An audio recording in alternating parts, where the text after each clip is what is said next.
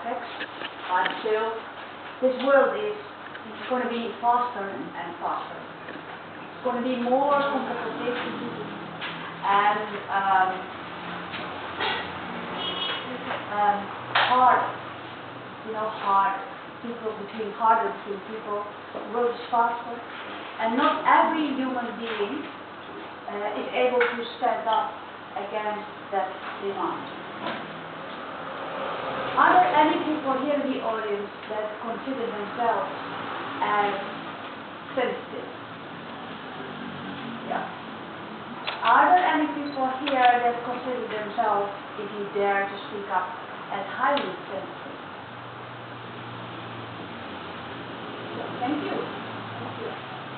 In my practice in Holland, I see a lot of children who are, let's say, highly sensitive.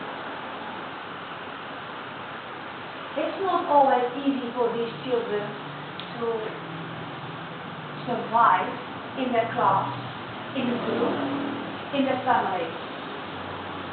And it's not easy to explain to children that they are a little bit different than other children, because they see themselves as perfectly normal, as perfectly like you. And yet, sometimes they got, what's it called? Oh my dear. In English it's called, they got sick. They got complaints of their body. What is it? Sick. Yeah. People who must be psychic. No, sick. Sick. Like they have pain in the stomach or in the head, or that's sick, no? Yeah. Okay. And at that time, they come to me, and I have to explain them why they get sick, why they can't adapt or cope with the other children in the class or in the family. And usually I tell them this story. My father, who is retired, has made a pond. A big pond. I mean, my father's not the one who's doing small things, he's making a big pond. And he has about 15 ducks in the pond. On one day, my mother, she is having a lot of chickens, for the eggs of course. And one day, my father found 12 eggs under one duck. 12 eggs was way too much for one duck. Luckily, one of the chickens was meant to drop, but didn't have eggs. So my father took 6 eggs from the duck, put them under the chicken, and the chicken was sitting on them. I mean, she didn't complain, an egg is an egg. But after 3 weeks, something happened, and she thought, wow, what's this? And perfectly natural, the little ducks came out of the egg. So far, so good. There was no problem at all. The chickens didn't recognize the small ducks. Oh, cute! She thought it were chickens. The only thing was that these little ones were going to sit every time they wanted to sit on her back. Because little ducks are sitting on the back of their mother because they're too small to swim along. So they are carried by their mother.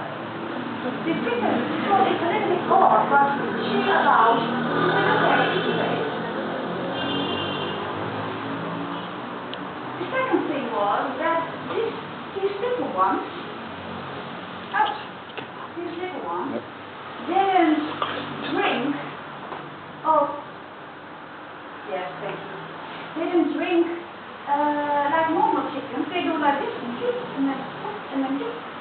No, they jump into the water bowl and splashed around. So she hunted them out because it's not normal for little chickens to do. And the first one was that they didn't pick their food like the chickens should do, like small grains and picking them, and then I don't know, they chew, I don't know, but they swallow. And so my father had to I don't know the word in English, but he had to Pound. Right or pound? yeah, do this with the brain. So with a little bit of water, it gets soft, and they slobber their food.